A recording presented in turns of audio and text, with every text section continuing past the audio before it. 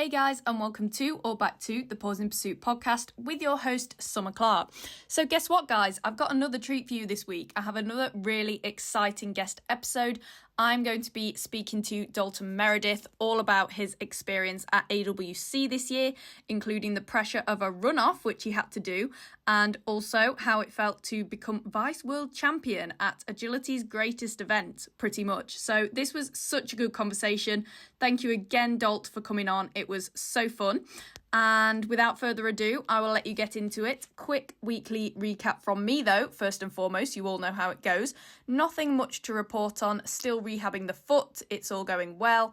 Going to start trying to get back into running over the next few weeks to month. So yeah, stay tuned for that. Very exciting times. And that's pretty much all that's been going on. I am back to my dog walking clients now, which is super exciting because I have missed doing that. And that's pretty much it. Just trudging along, getting by, doing what I can, and feeling positive. Doing my online coaching work, introducing some more clients, which is super fun. And yeah, just life, isn't it? So without further ado, I will let you listen to my conversation with Dalt. You're going to really enjoy it, guys.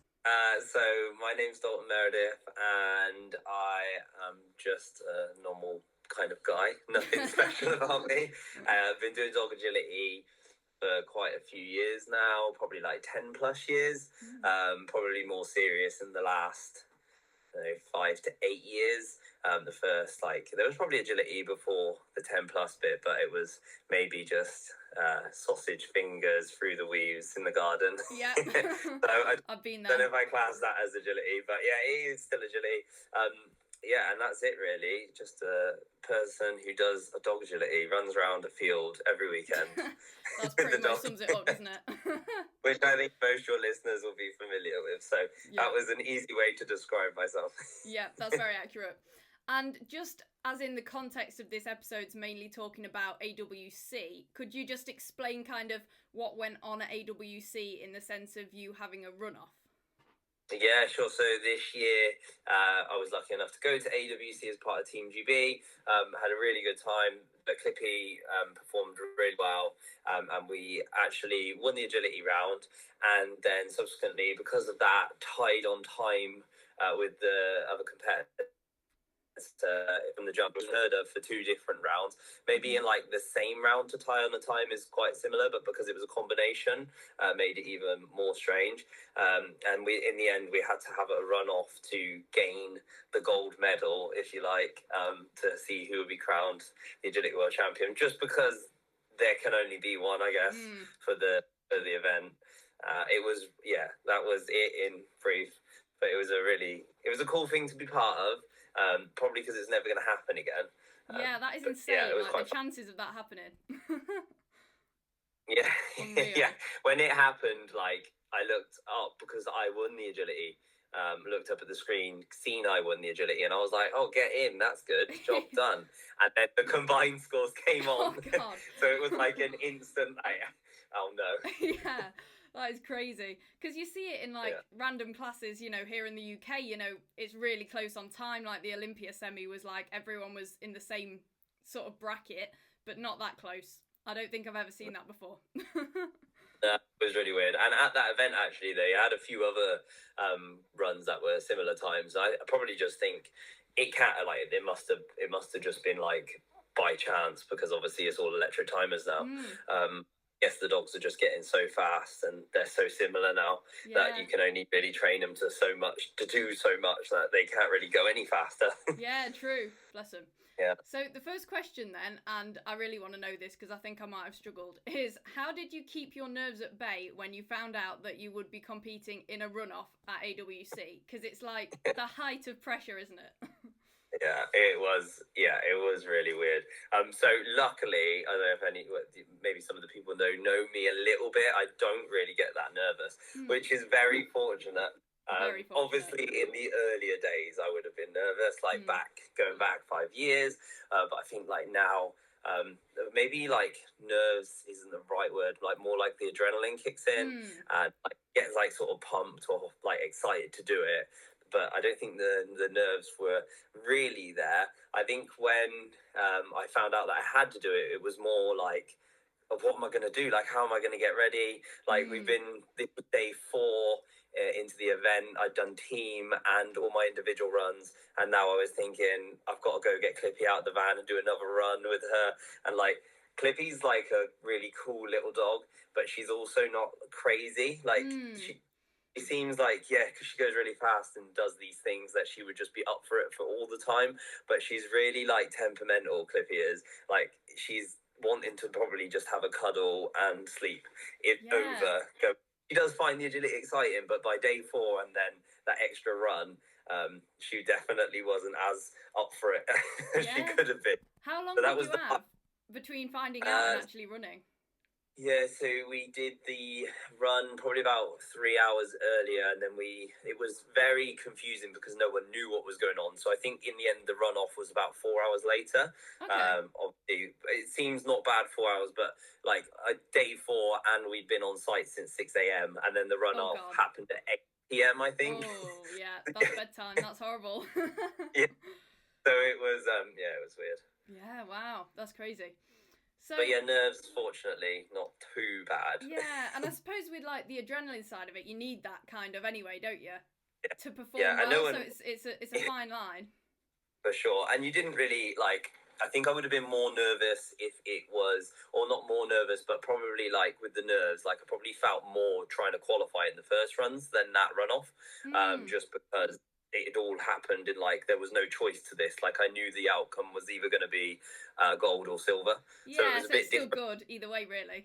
yeah. It was really bizarre to have it. Like, can't really explain the exact feeling. Yeah, and I guess it was quite hard as well to think you'd done, like for the event or at least for the day, and then have to kind of switch back on into the zone. I bet that was quite difficult.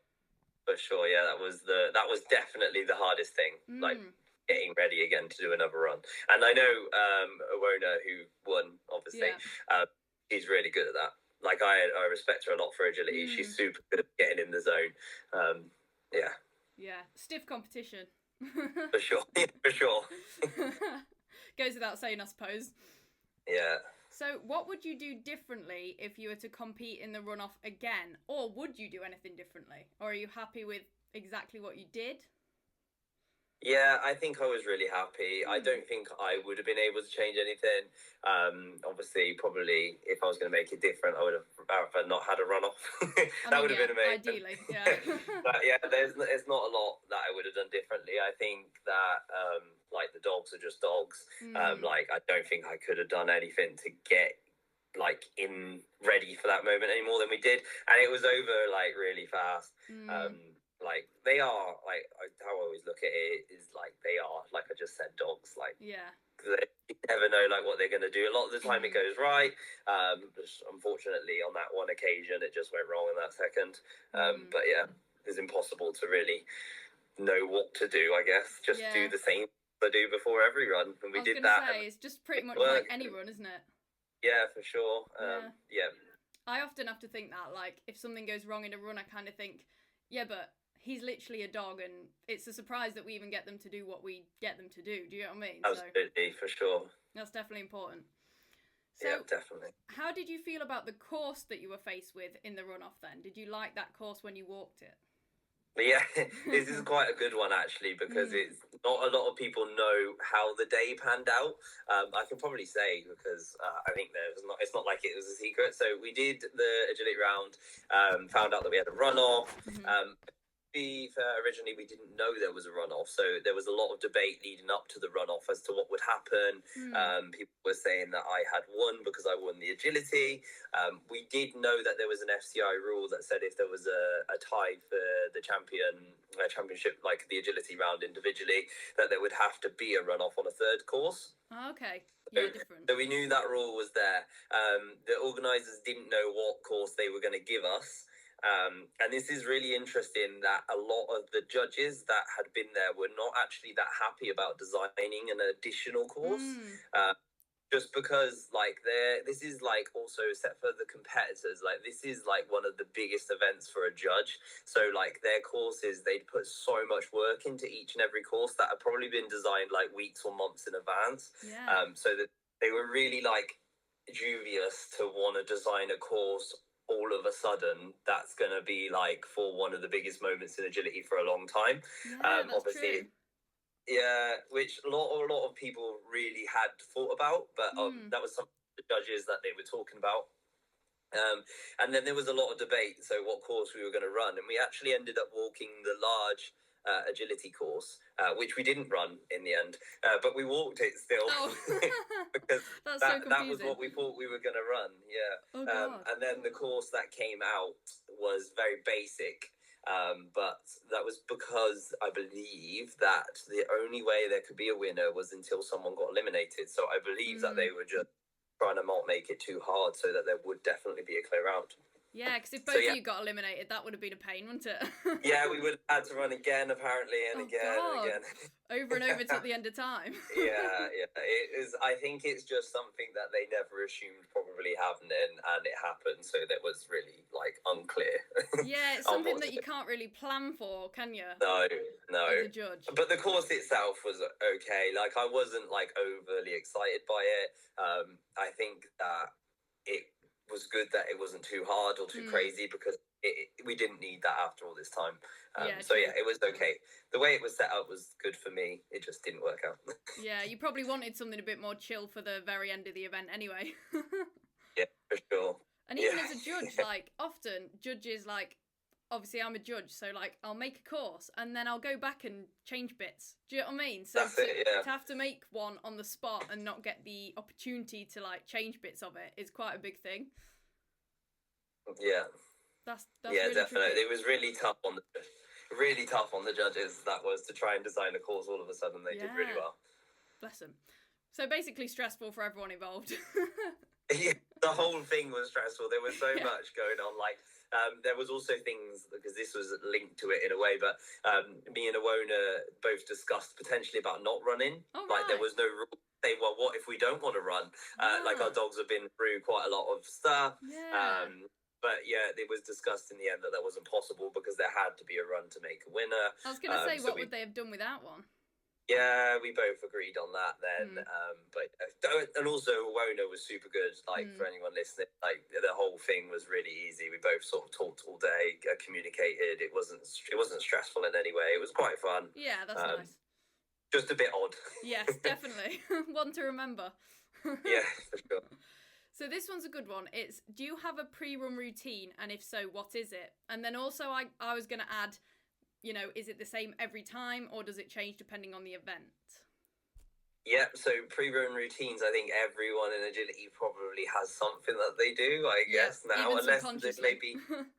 Yeah, and I think mine's usually the same. If it's like, probably...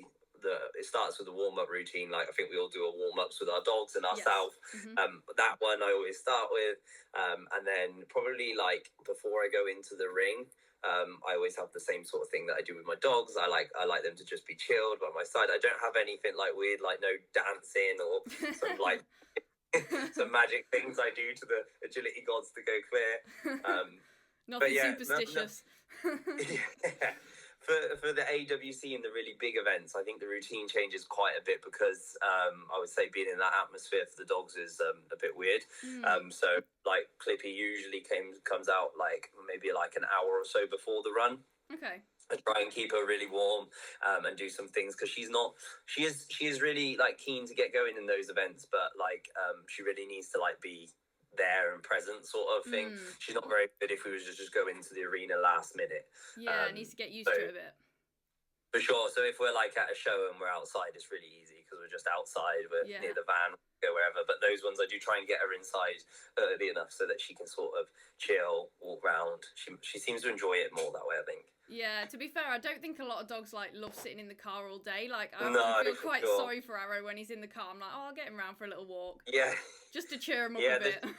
The shows are really easy, aren't they? Because you can just get out and walk around the show super easy. The like AWC and stuff is so busy, and like there's like not always like a lot of places to do that. Like you're inside with the crowd, or like the areas are mainly if you're about to run or get warmed up. So yeah, it's quite good to get a little bit out early and. Yeah, even like tryouts, which is at Dog Sports Derby, when it's like one ring like that, it is quite difficult, isn't it? Yeah, to do tough. A lot with the dog. Yeah, really tough. But I suppose everyone's in the same boat, so. Yeah, for sure. So what was your favourite part of AWC and why? So probably the winning the agility round, because I thought I may have won the gold. Yeah, true. Yeah. But yeah, I think that's probably my highlight, because something like you probably talked about it when you've talked about with the management, like converting your results from like a jumping clear round to then an agility clear round at that like sort of not level's probably not the right word, but like in that moment in time is like always for me like was obviously really difficult. Otherwise there would be lots and lots of people that are getting close to doing like the double clear. So like for me, the clearing the morning and the jumping is like fun, but like to then do it again in the agility round is that is the most memorable bit for me, my favourite. Yeah, because it's such a consistency thing, isn't it? I think more so AWC than EO. I was talking to in the podcast with Greg, we were talking about that, how you know AWC you have to be performing well pretty much across all of the events. For sure, yeah. It feels like once you do that clear in the agility, you've done your job. Yes, that's why also the runoff was so weird thing, because that relief of going clear in the agility is like a massive adrenaline dump as soon as you go clear. And then you have to do it again. Yeah, that was what was really weird. Yeah. Definitely. So what was your least favourite part of AWC and why? Now, this is quite tricky because you'd hope you wouldn't have one, but... Yeah, no, I don't know, actually. I wouldn't say... I'm not going to say it was the runoff, because the runoff, even though it was like a little bit stressful, was still something that I'll remember forever. Yeah. So, yeah, it wasn't like I didn't enjoy that. Like, I totally did enjoy it, even though it was stressful. Yeah. Don't know. Maybe for me, always at AWC is the lead up to the runs. Like especially as in like we have team and individual, and I was lucky enough to get team and individual this year, and I really wanted to do well in both events. But after like knowing that you've got your individual runs all to come on, sort of mine was I think, but it was on Friday, so he'd been there since the Monday potentially. That's my least favourite bit, is thinking about what if. I know you shouldn't, but everyone thinks, what if I don't go clear? Yeah, you can't help it, can you? Yeah, and with AWC, like with the way it works, if that jumping run goes wrong, it's not all over, because you have the agility that you can still do really well in, but like, you know, the chances are the combined results you need 2 clears. So it's that tension, really, isn't it, in the lead up? Yeah, it can be really hard to do that, and I think that's what makes AWC so difficult or so interesting, is the pressure of knowing that you have to go clear in your first run. Yeah, and then if you don't, it's like, well, there's nothing you can do, but you still have to pick yourself up and run the next one. Do you know what I mean? For sure, yeah, for sure, yeah. That's my least favourite thing, for sure, is thinking about that. Yeah, definitely. We all get in our heads. Yeah, it's good, and like with the team and stuff, like I guess I do think like that, but don't think like that, because there's also 4 of us and 3 results count, and so you want to go clear. You're never not wanting to go clear, but like there's always been times where if there's only one person that hasn't gone clear, the other 3 team members can do it clear, and then it resets for the next round. So it's not like it's awful. Yeah, I was going to ask that actually, because a lot of people say that they find team more stressful because they don't want to let other people down. Do you know what I mean? But then in that sense, I suppose you've got a bit more leeway. Yeah, you've got a bit of flexibility. I think, for sure. Definitely. So what did your AWC prep look like? And sort of how long do you count as your kind of prep for an individual event like that? Yeah, that is a really tough one. Trying to think about how long I lead up to the event. It's hard, because I think my AWC prep started from the moment that you sort of get onto the team, I reckon. Not as in terms of like maybe running my dogs, but like being a bit more selective as to what we do. Like champ tickets and things like that sort of go out the window of like being able to do them. I've been really good at that in the last few years, and it's really paid off, like not running courses that I think are not going to benefit me at the event or something like that. But these could be like we find out from our team, I think in like early, I can't remember when it was, supposed to be April or March or straight away, I'm not sure. It's not much later, I don't think. So all the show season ahead, not doing things for an event that's like much later in the year. So that's the first bit that the prep starts. And yeah, I have been really good at that. So Clippy, for example, like championship tickets, I think so this year she wouldn't have gained. She won at Crufts. She won Crufts, where I was fortunate to get a ticket at the very start of the first, for the year. Perfect. But get it done and dusted. Yeah, other than that, she made like 2 finals and got a reserve. Like that was it, and the reserve was because I had to hold seesaws or train my seesaw. Yeah, like, true. That's really, self-discipline, that isn't it? Blowing a ticket for really, that. It is really tough. So that is as early as the prep starts. But yeah, and then we really do. I've also followed the strategy that I maybe did the years before when I won at AWC, and we always set up the judges' courses, probably try and do like a couple of months in advance on that, run a couple of the judges' courses every few weeks or something like that, just to get an idea of what you can do. It's not really an issue for me feeling to myself that I have to get around these courses clear in training. It's just more so that, this is something that the judge does and my dog doesn't do it very well. I need to be able to do it. That works for me really well, and I learned that really early on after my first year, like 3 years ago. I didn't do that enough, and it was obvious when I got to the event. So yeah, I've done that the last few years, and obviously it's really paid off for me. Yeah, I suppose it's giving yourself confidence as well, like that you've done these kind of skills and courses, so that you go in with a bit of a better mindset as well. Yeah, my first year was Austria when I took Clippy to AWC. I think that was their first AWC, and the judge set this hard tunnel under the dog walk to the weaves that lots of dogs have failed at. And we hadn't done enough of it in training. I knew she could do it, but I hadn't done enough of it. And we knew going up to the event that he would likely set something up like that up. And I just had forgotten and then it came up. And ever since that day, and you see it and you go, always, oh no. Yeah, and it always is going to come up if you don't do it. Yeah, exactly. It's how it works, isn't it? Yeah, so that's the prep really. And then nothing special, like keeping her fit. Like the dogs have some crazy fitness routines and, their health and their food and their supplements is all important. But that's just normal. All the behind the scenes stuff people don't see, isn't it? The foundation stuff. Yeah. For sure.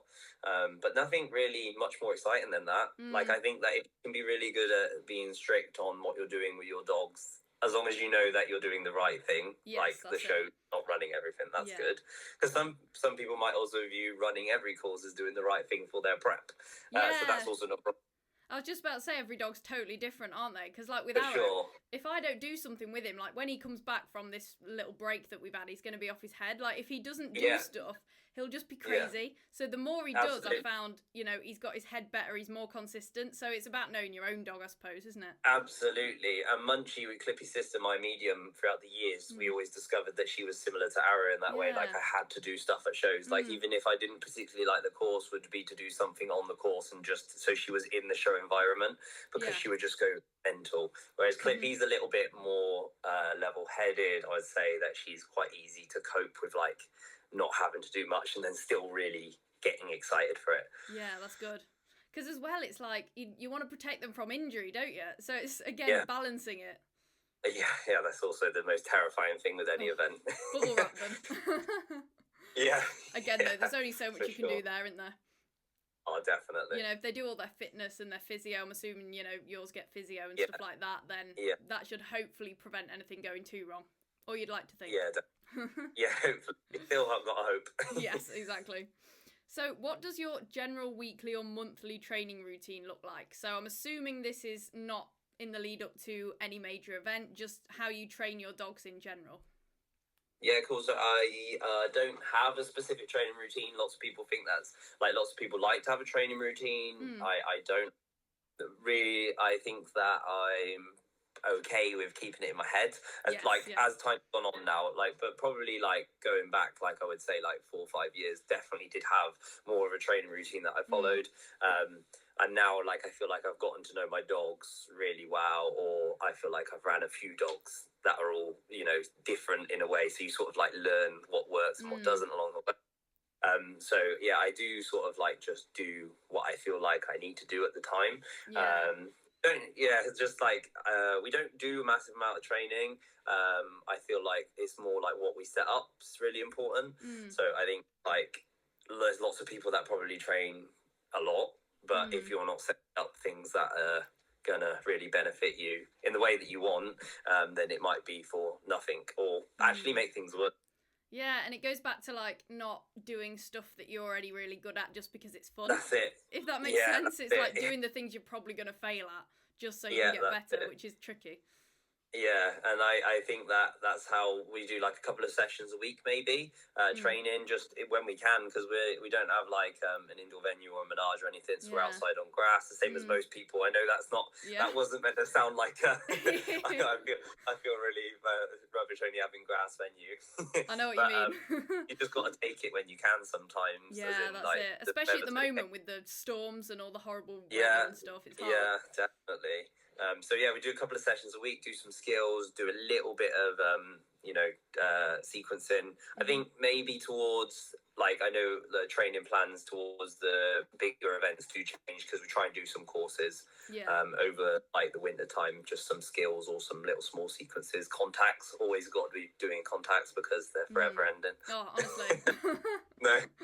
Yeah. They're the worst. But that's what it looks like. Nothing too crazy. I don't think there's any magic secret to having good dogs. I think for me, like, I really think that what I would say people that have been really successful with their dogs is what they're setting up.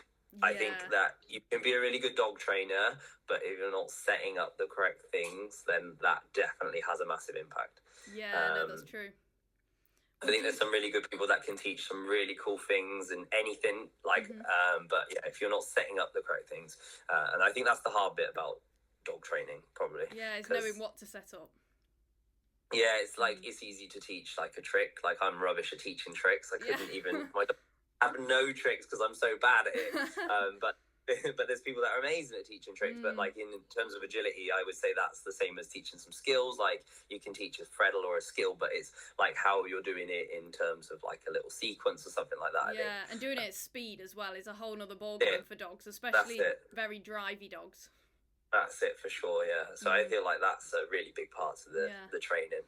Do you reckon you do more course running than like little individual skills then at this point? Because I guess I guess your dogs kind of have the skills. It's just you know, putting them into different settings. That's it. Yeah. So I think the sequencing is my favorite thing to do. Just small sequences, nothing too crazy. Just with the skills within the sequence. But again, that you need to be able to set the right sequence up to do those skills. But I think the more you practice, the better you get at it. Definitely. Just trying. And when the weather's not crap. yeah, for sure. That always helps. Definitely. So what are your best tips for those aiming to compete at AWC in the future? So I know, you know, the only way you can really find out what it's like is kind of to go for. So for someone who's been, you know, several years, what would you say advice wise?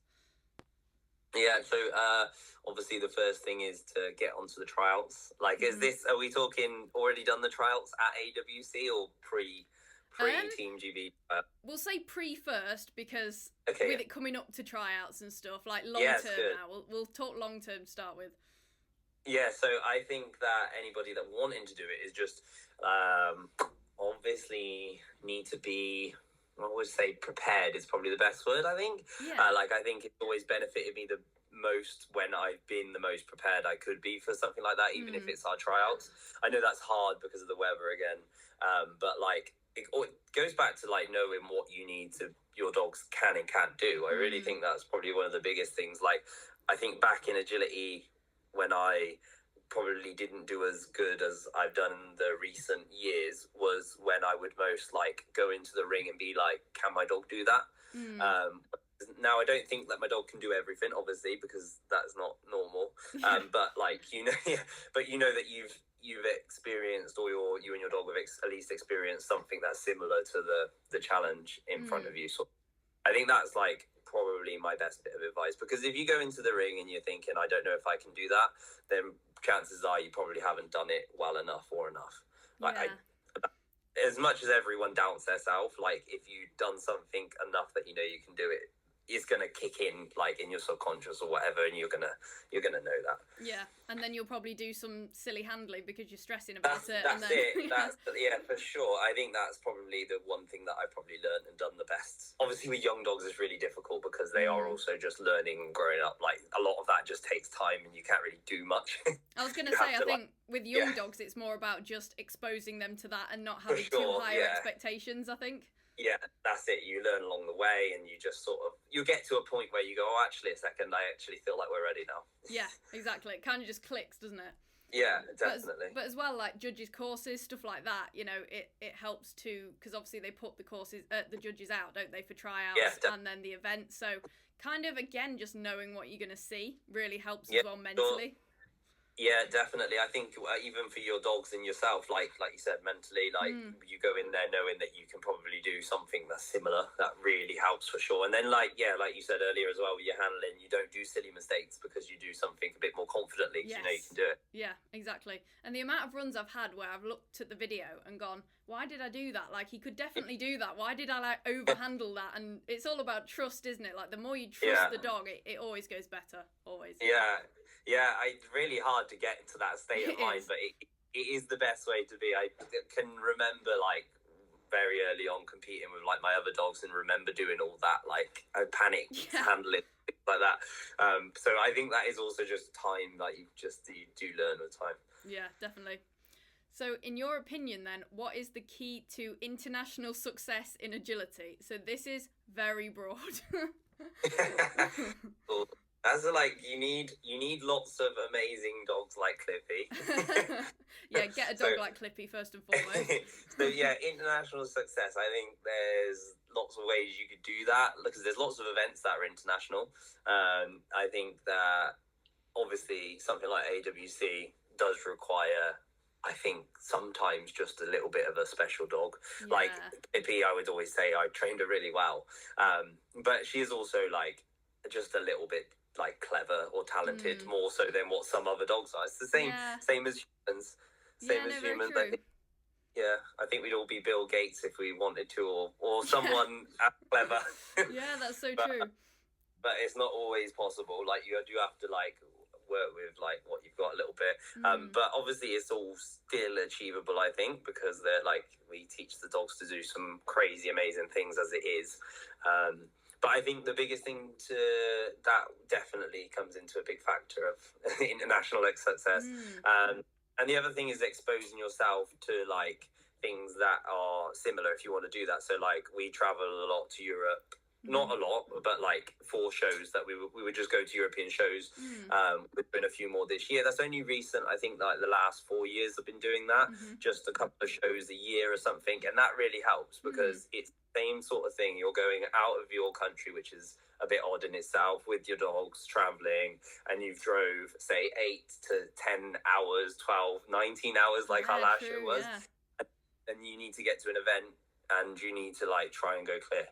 Like I think that's quite versus going an hour and a half down the road to a show and you know there's another show on the next weekend and the next weekend and the next weekend.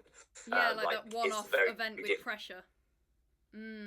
Yeah, it's a really different mindset to get good at, and also trying to enjoy it because I think that's important. And obviously, I've been subject to like getting too caught up in not enjoying it in the past. I think we all have at this point. Yeah, and that really helps. So I think like all those things sort of help for international agility. Yeah, what kind of shows do you go to in Europe? Any specific ones you always go to?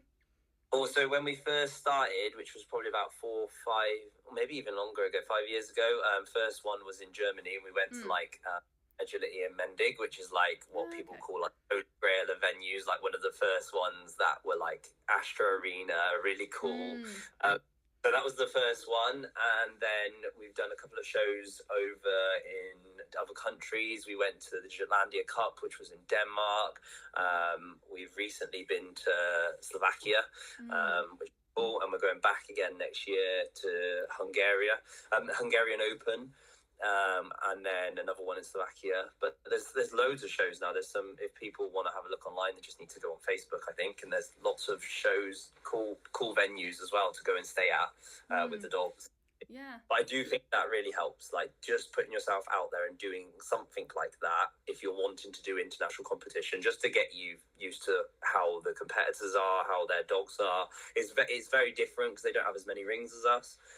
Like you would feel like a bit more watched in a one ring show. Yeah, more like the spotlight's on you and pressure's for on. sure, it's really weird. So yeah, definitely starting that way. Yeah, and management has said before for GB and stuff, you know, if you can, you know, even go to spectate, like if you don't get on the team, do you know what I mean? Like go and have a holiday and just watch. Do you know what I mean? Because you kind of get the feel of the atmosphere. So and also you get to see some of the levels of agility, like at AWC and stuff. Like the dogs are so good. Like it's like very like it's a big contrast to like competing even in a champ class in the UK. Can't really like champ in the UK is still really hard to make a final, but like you know, like we can make finals with faults. Like over there, like something like that is just that's not normal. No, you have to be spot on. So much higher. Yeah, the level's so much higher. So it's quite good to go and see how, you know, tight things are or how fast the dogs are. Like I've seen like a lot of posts recently online about the dog speeds and the MPSs. And people a bit butthurt over that. But like when you go and watch the dogs over there and the results that the dogs are getting and the MPSs they're getting, like that is why they're there. Yeah, you understand why when you actually see it, don't you? Yeah, they're so fast and so quick. Like, so it's good to get like that understanding and see. I think it's quite, it's good. Yeah, people do get quite touchy about meters per second, don't they? But at the end of the day, like, your dog's either fast or not. Like, do you know what I mean? I know there is things you can do to improve drive and stuff like that. But, like, when I competed with Ethel, I just thought, well, she's just not going to hit that. Like, that's just how it is. Do you know what I mean? But Correct, yeah. Bless him. So, what are your best tips for those looking to improve their mental game in agility? Now, I know you said you don't really feel nervous as such anymore, but if you could give some advice. Yeah, so I like, again, it just goes back to mentally prepping for me is always just making sure I'm prepared in myself. So like for me, I know this sounds like I'm saying the same thing, but like my mental preparation starts when I start like getting us ready for the event, like back months and months ago. So if I know that I can do something like mentally, it helps me so much. Like I probably wouldn't ever want to go into an event like that thinking, cool, can my dog do that? That's like one of the biggest things. And then, the other thing's mental prep. What else do I do? I don't know. I'm always very fortunate, like I said, not to have to worry too much. Yeah, true. I think, though, once you get past the point of trying to, it's not that you have to go to a really big event and think, oh, I just need to enjoy this, because also you do want to go to a really big event and do really well. So like just saying I'm here to enjoy it sometimes isn't ideal, I think, because I think that can also put you into like a false sense of like be too relaxed.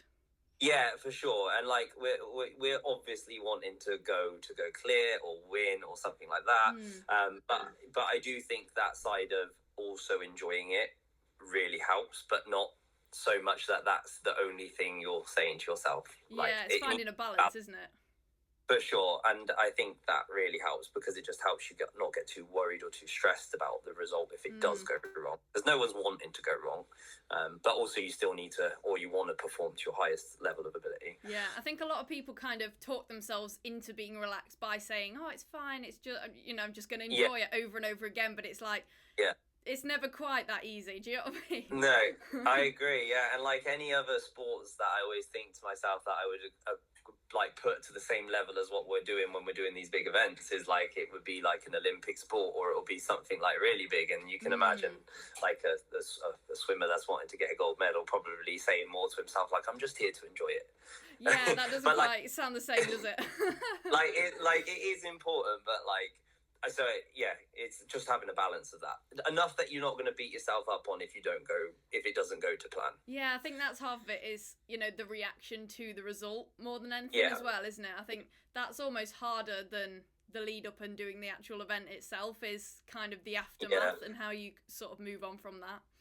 Yeah, like when you said about EOs and AWC being very different, like at European Opens, you can have 2 really bad runs or 1 really bad run, and then you can nail the other run and make the final and then win the European Opens. Like it's still possible, but if you got so hooked up on your first run being so bad that it then affects your next run, and then that's the balance I would say that is good to have, to be able to cope with that. But I do think in terms of mindset, like I said, for me, it really helped knowing that I'm prepared, because then you don't doubt things as much. Yeah, true. And even if it does go wrong, you can kind of think, well, I know I did my best. Yeah, sure. Like, I know I did that and it just went wrong, because that happens. Yeah, it does. Happen. They're dogs, as we said. Yeah, like where Clippy went wrong in that runoff, it was on a left wing wrap. Like, how many left wing wraps have we done? Like, hundreds. Exactly. You'd expect it to be on like a really tricky thing, wouldn't you? But it's just how it is. That's it. The only thing I could have done in that time was say my left wing wrap cue. That's what I did. Yeah, there's no way to beat yourself up over that, I don't think. No, for sure. Knowing me, I'd be like, I could have been like one pace to the left slightly more or something like that, but that never helps, does it? No. What are your best tips for those teaching a running dog walk then? So completely pivoting away from AWC, because this seems to be something that people struggle with a lot, or the trickiest thing to teach.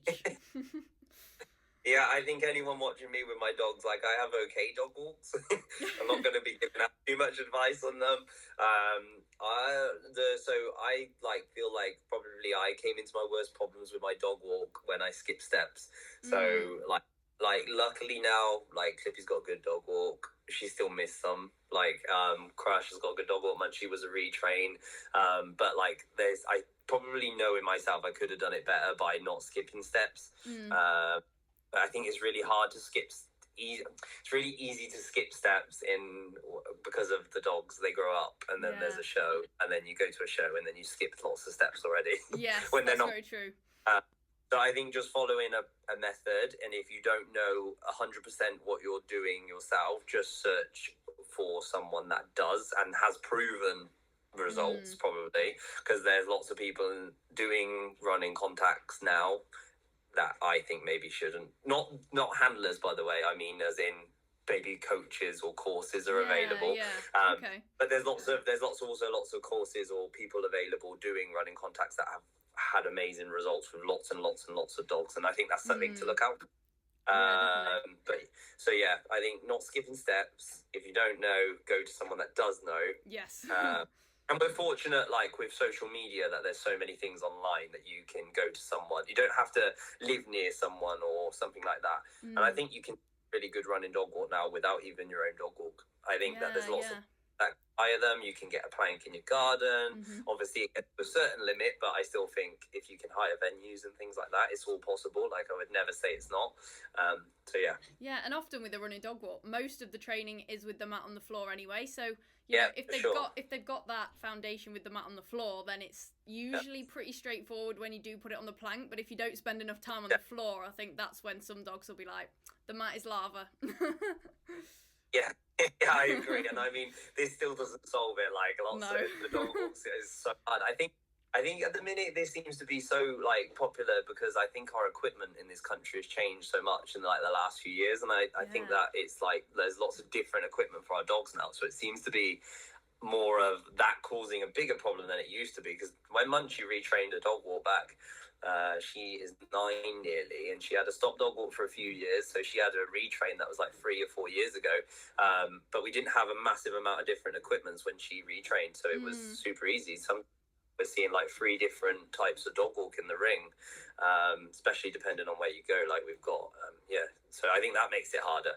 So I don't think necessarily just as easy as don't skip steps. There's more to it, but definitely the foundations and the work that you put in early on makes a big difference with dog walks, from what I can say from my own personal experience. Yeah, and there's quite a few different methods as well, so it's like you can trial and error with each dog, because I used the same method to try and retrain Ethel from stops to running, and she just didn't get it.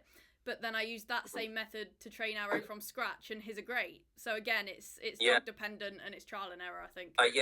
Yeah, I think the dogs are so different. Like, again, like we spoke about earlier, like, not all dogs are actually very clever. I think people forget that they're trying to teach their dogs to do something that is really hard. And just the same as humans, like, some people just aren't as clever as someone else. Doesn't mean they can't learn it, but it just might take longer, or it might be a different way that you need to teach it. Like, there's so many things that go into it. Yeah, and I think as well with social media, yes, it's good because there's loads of, content out there and stuff, but at the same time, it's quite easy to compare your dog to other dogs doing a similar thing and think, why is my dog not doing it? forgetting that they're two different personalities, aren't they? Yeah, for sure. And now maybe the social media makes it worse because then people try lots of different methods, which can get confusing. Yeah. They try one and then a week later they're like, doesn't work, next one. Yeah. It does take a lot of time. You need so much patience.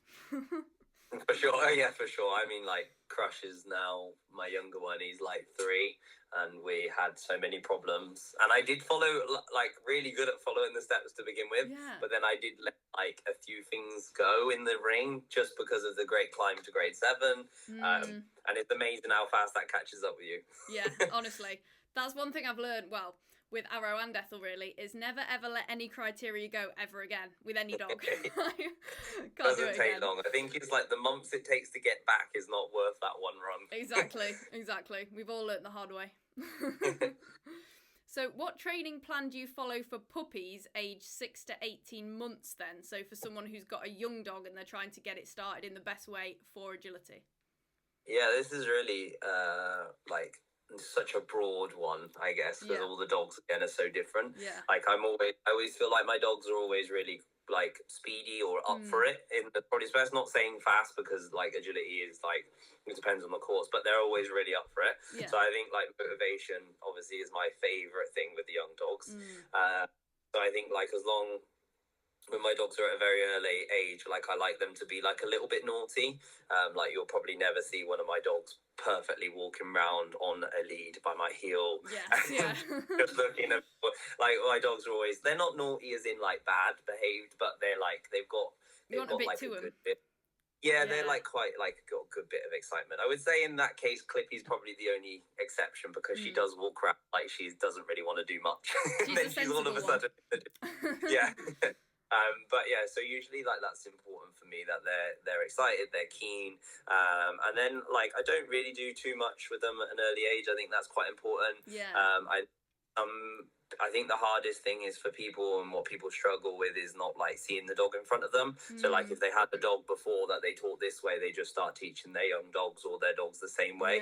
I think that just doesn't work. Like it works sometimes, obviously, if the dog just takes it and it works for them, but like there's the chances it might not work.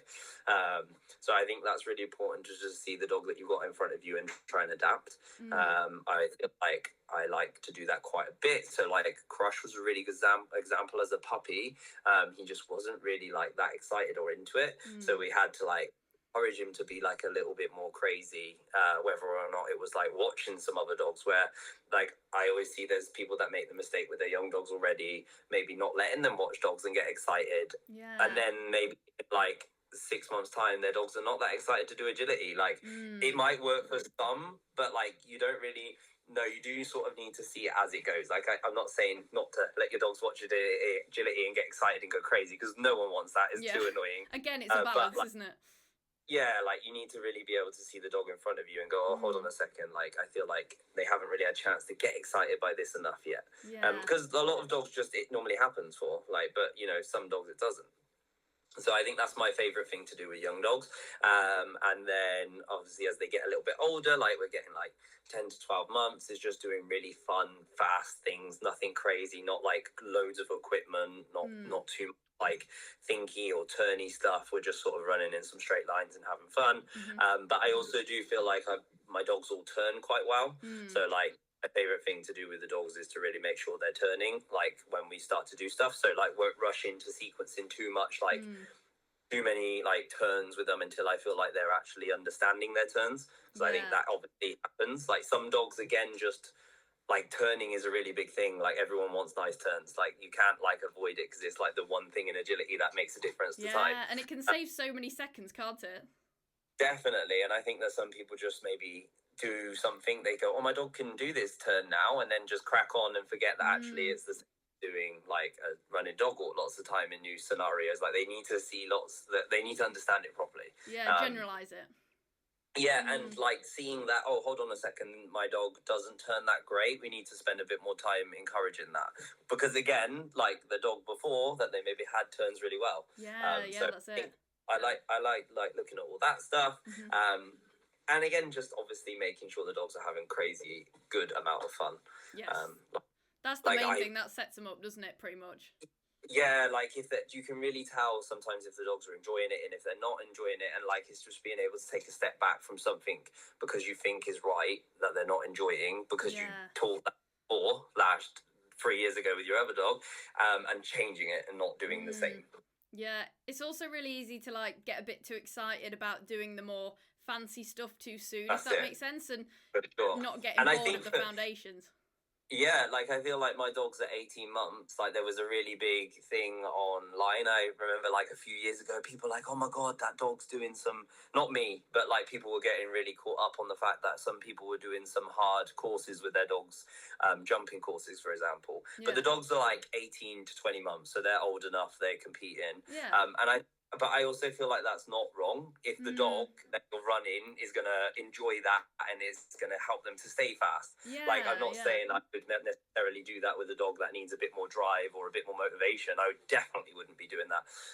But, like, I think if you've got a dog that is, like, absolutely crazy and off its nut, I actually think that sometimes doing some of that handling on a harder course, if they're doing it good, is not a bad thing. They're learning to, like, follow you, they're learning to respect what you're doing. So I think that goes in like 50-50. I think I've seen people do too much blasty stuff with their dogs, and then when they come onto a course, it's actually dangerous. Like their dogs are out of control, slamming itself up A-frames, stuff like that. You see, like they're landing on turns and falling on their face. Like it goes like, so I think it is both ways. So I think like we can say like, obviously they need to be old enough and fit enough and strong enough to be doing that. But really, if it's going to benefit them, like I think that's good. But I think it's really hard because it's hard to know if you're doing that. So that's, and again, an experience thing.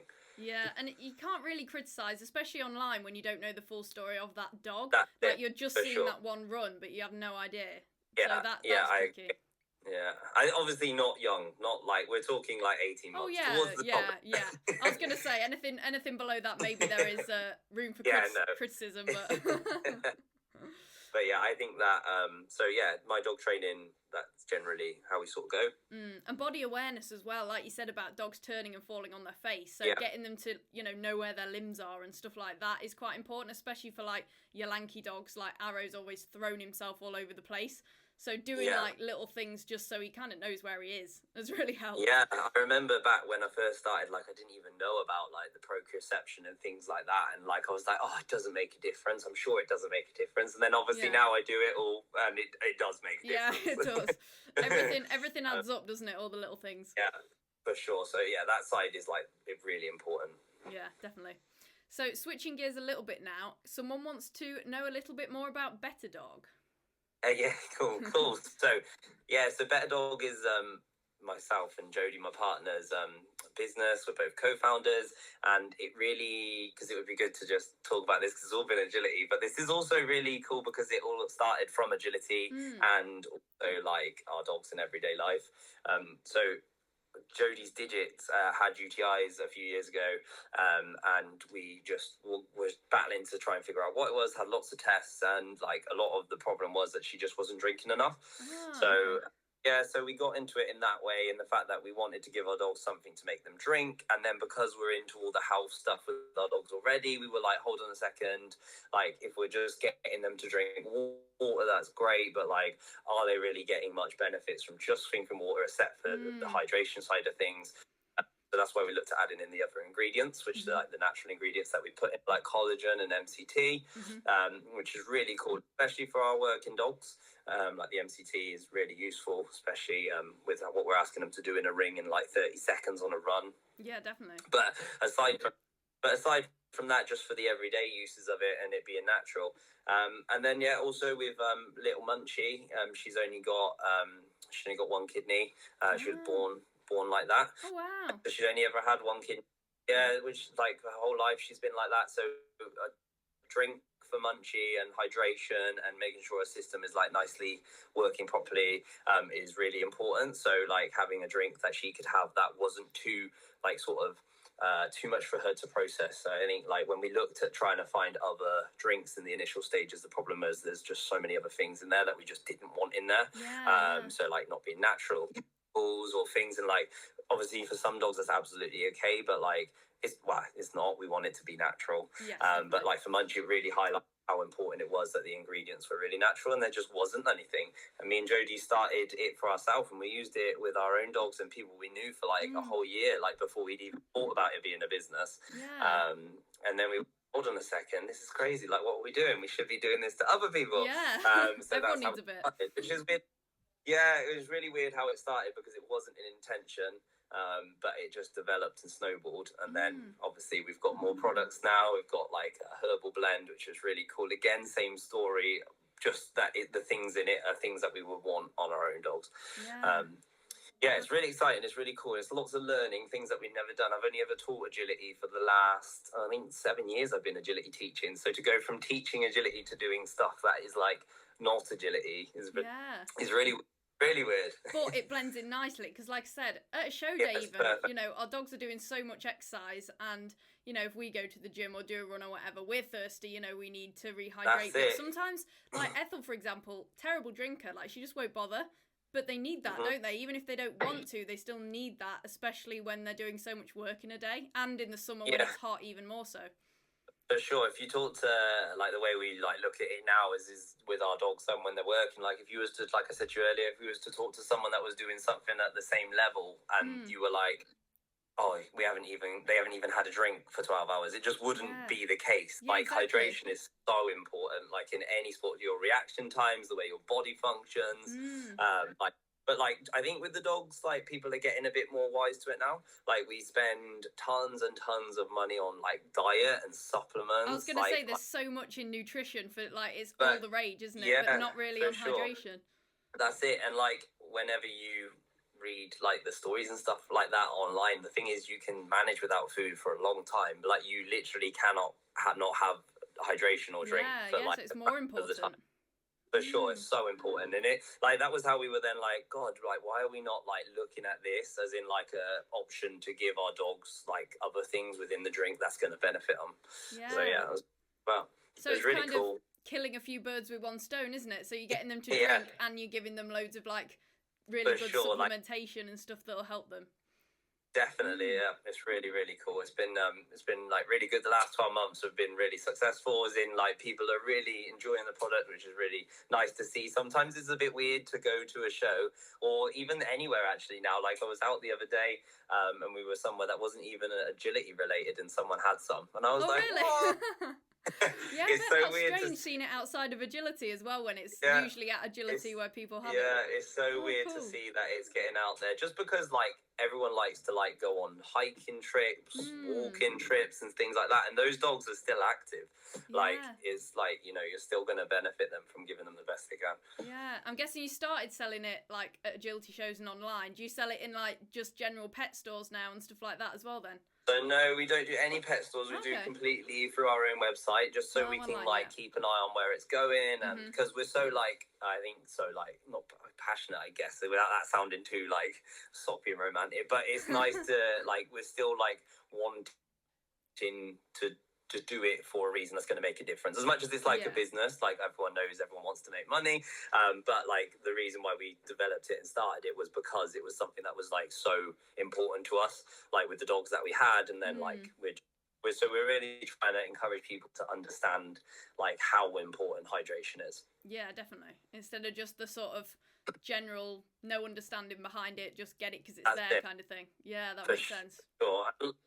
Like, a lot of dogs, when we did some of our research in the early stages, like, it was amazing that how many dogs were actually dehydrated just on a daily basis. The same as humans. Like, I know it sounds a bit weird to say, but you can tell when you're dehydrated, even if you went to the loo. Yeah, and it's so easy to forget to drink, isn't it? Like, in the day, like, drinking water. By that point, it's too late. Yeah, and that point is too late. By the point that you know you're dehydrated, it's too late. You're dehydrated, the bad things start to happen. So with the dogs and stuff, like, I think is equally as important, especially, like, they can't really tell us always, or they're not going to maybe just go and drink a bowl of water. Yeah, no, exactly. It's all right for us. We can have, like, cups of tea and juice and stuff, but they can't. It's the same, innit? Like, how many of us just don't go and drink water because it's boring? Exactly. Like, that is the main reason why people are dehydrated, just because they don't enjoy drinking water. So you go and get something that you enjoy drinking. Yeah. It's the same for dogs, really. Yeah, definitely. Awesome. So last question then, and that is, what are your next agility goals? So what have you got coming up? What are you kind of working towards now? Yeah, this is like a big one. I do like to set some goals. I remember, and this is truthful, I remember when I was like, I had Noz, he was my first agility dog, a second agility dog. My mum got him for me as a puppy, and she was like, you can have your own dog now, because all the dogs I'd run was my mum's, I believe. Okay. Like you can do agility. And I remember watching like people at Team GB and being like, I want to win agility world champs. Oh, nice. Obviously, yeah, it's so cool. Like, I remember that actual thought in my head. Obviously, I've not then put that on my... It's not like I've put that on my wall and looked at it every day to then. That would be a lie. Yeah. But I do remember that exact thought. So I think I don't actually make goals as in small goals, as in like, I want to get to Crufts, I want to do Olympia. Yeah. I feel like they're just like things that are going to happen along the way if they happen, because I've been doing but in terms of goals, now that I've done like agility world champs a few times, I would definitely like to try and bring on some of my other dogs to the same sort of level as Clippy. I think like Clippy's done that, and it'd be really cool if she does it again throughout the years. But it's also quite in agility. It's almost like the next step. I always think like accomplishing something is that your other dog does it. Yes. It's weird. Because, like, in another sport, you're the human and you've achieved it. So, like, you can do it again. But, like, in the dog world, we have other dogs, like our young dogs that are coming up. So I really want them to do really well, which would be cool, because I always respect people that have more than one dog that they've done good with in agility. Yeah. Like, I'm not saying every dog needs to be good, but, like, you can really get a feel for the type of people that are succeeding with their dogs, like, more than once. Yeah, it shows consistency in their method as well, doesn't it? And like that is a great dog trainer when you can train like lots of different dogs, because like we said, every dog is totally different. And not easy ones as well. Like, they're so different. Like, Clippy was really easy. She did some obviously really cool training, but like she was so easy as a dog. Whereas like my two younger boys now, Crush and Kapow, they're not as easy. But so like the result of like them making a final or doing well feels, I don't know, it feels so much more than when it did with Cliffy. Yeah, it'll be almost more rewarding in a way, because you know, like, the excess work that's gone into it. Yeah. Yeah. And again, like we talked about, not every dog can be a world champion. Like, you need to be aware of that. But then, I don't know if that's like, I don't know if it's too much of a bold statement, because anything can happen again. Like, some of these events, like the one I remember 3 years ago, like, there was like, in the agility round, it was such a hard course. There was only like 5 clears at that level. Yeah. So, like, maybe any dog can be a world champion. Yeah, I don't know. I was going to say, it's so not just about that dog, is it? It's like, what does your competition do? You know, what if there's no other clears? So it is so hard to say.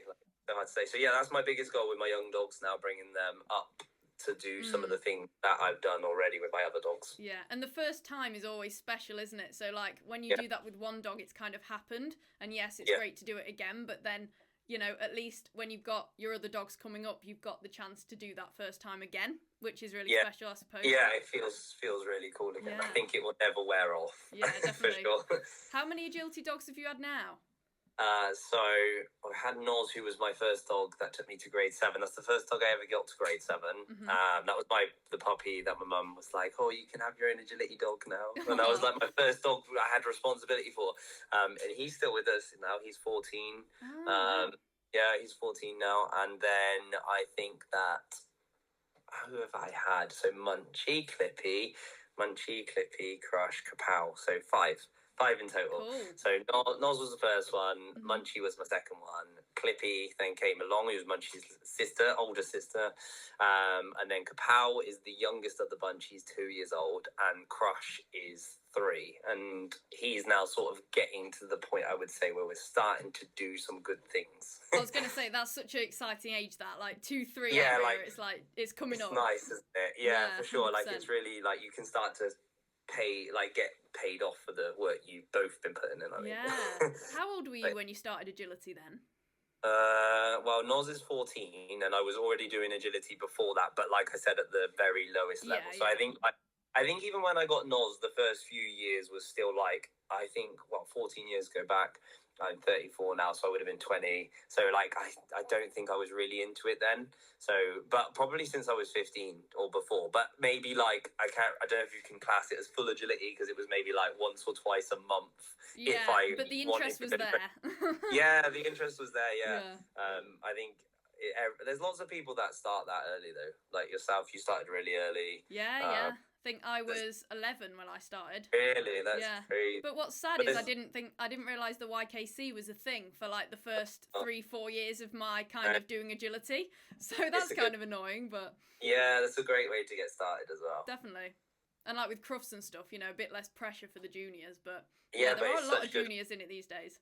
Yeah, and it's really cool, like, to get in that environment, though. I think, like, you look at some of the juniors that are now coming up into the adult agility world, like, they all started off doing that, and it's obviously helped a lot, because it's helped them get used to, like, the way it is a little bit. And they're so good, they're competing against all the adults and everything. Yeah, it's for crazy. sure, yeah. It's amazing. Last question, because I completely forgot to ask this, and it seems so obvious to ask you this, but how many AWCs have you done now? Not many. So I think it's four. Okay. So, no, 3. I don't know. Austria, Czech was, because there was 1 year. So we did Austria was one I won at Austria. Mm-hmm. The year before that. So yeah, 3. Sorry. Cool. 3 AWCs, and she's won 1 and came silver at the other. So it's good odds at the minute. Yeah, really good odds. yeah, more than 50%. Yeah, the first year that she did it, the first one, she was actually running in large because there wasn't the intermediate category. Oh yeah, of course. So that was interesting to do, and then to come back at 50, and then the second year obviously she won, and then the third year she came silver. So yeah, it's really good odds at the minute. That's why I wonder what will happen next year. Yeah. I'll get used to it. Yeah, definitely. I know that's sometimes harder, isn't it, when you're used to it? Yeah, really hard.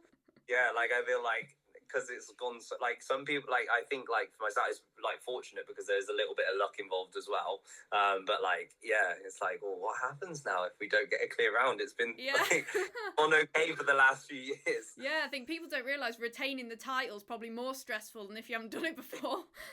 Yeah, for sure. Yeah, I think people definitely expect, like, when I went to AWC this year after winning the year before, like, everyone is a little bit like, oh, how are you feeling? You're going to do it again? Yeah, and I'm like, that's horrible, oh my God, I hadn't even thought about that. Yeah. Honestly, I'm dreading that at Crufts with the YKC. I'm like, oh, for God's sake, don't even say it. Yeah, it's the worst. Other people's expectations is worse, I think. Yeah, you gotta learn to block it out if you can. Hard though, easier said than done. Yeah, Well, that is all of the questions. Thank you again for coming on. That was great. Thank you for talking to me. It's been great. No problem. Hopefully I'll experience AWC for myself one day, but it sounds really fun and scary. Yeah, definitely. Yeah, scary and fun, but it is definitely enjoyable. And there you have it, guys. That was my conversation with Dalton Meredith all about AWC. Thank you again to Dalt for coming on the podcast. I really enjoyed that conversation. If you enjoyed the episode and you like the podcast, please do leave it a rating and review on Apple Podcasts and Spotify. That would mean the absolute world to me. And make sure you're following it so you don't miss any future episodes, because I do have lots more exciting guests lined up for future weeks to come. Every Wednesday at 8 p.m. Do not miss a single episode. And yeah, that's pretty much it from me, guys. Not tons coming up in the next week. Again, it's all about chilling, rehabbing the foot, cracking on with work, back to dog walking, and yeah, my online coaching, which you can inquire about if you would like to get coached by me. The link will be in the description of this podcast episode. Also, feel free to message me about anything you would like, whether that's future guest ideas, solo topic ideas for the podcast. If you're interested, like I said, in coaching with me or have any further questions about that, I also have an online running dog walk course. So if you're interested in learning a running dog walk with me, then please do get in contact about that as well. But that is pretty much it. Like I said, follow me on social media at Paws in Pursuit on pretty much everything, because I am active on there all the time and you can stay up to date with me and what I'm getting up to, especially as I start, getting back to running, hopefully in the next few weeks, next month. So yeah, exciting times to come. We're nearing the end of 2024 and we're going to make it great to set ourselves up for a great 2025. So without further ado, I will let you guys go and I will see you all next Wednesday at 8 p.m. Bye guys.